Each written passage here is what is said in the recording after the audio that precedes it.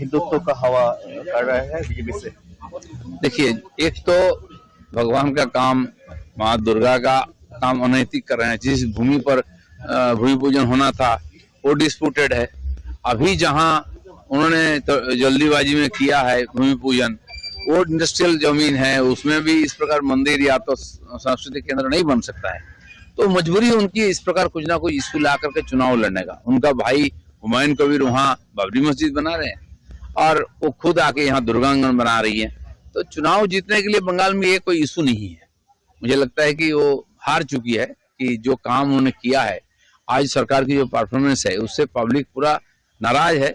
तो उसको मनाने के लिए इस प्रकार फालतू इशू सामने ला रहे हैं। जिस जमीन पर दुकान का शिलान्यास हुआ उस जमीन इंडस्ट्री के लिए संरक्षित था। वामपंथी लोग बोल रहे हैं कि वो कोर्ट में जाएगा। बीजेपी का स्टैंड किया है। हाँ, पहला भूमि जो है वो कोर्ट में जाके लटक गया, स्टे हो गया।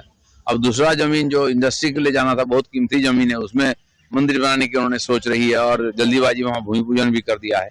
तो वो भी गलत काम है और बिल्कुल कोर्ट में भी जाना चाहिए। और भूमि अच्छा है तो आपको मंदिर बनाना कहीं और बनाइए, किसी का खुद का जमीन में बनाइए, सरकारी जमीन में क्यों बनाएंगे? अगर हुमायूं कबीर नया पार्टी बनाएगा तो बीजेपी के लिए असुविधा होगा? नहीं, बीजेपी का जो वोट है वो अपना है। टीएमसी के खिलाफ की जो वोट है, बीजेपी का विचारधारा के साथ, मोदी जी के साथ जुड़ा हुआ वोट है। तो कोई भी पार्टी नया आ जाए उसमें कोई फर्क पड़ने वाला नहीं है। चलो, दिलीप घोष का इम्पोर्टेंस फिर से बढ़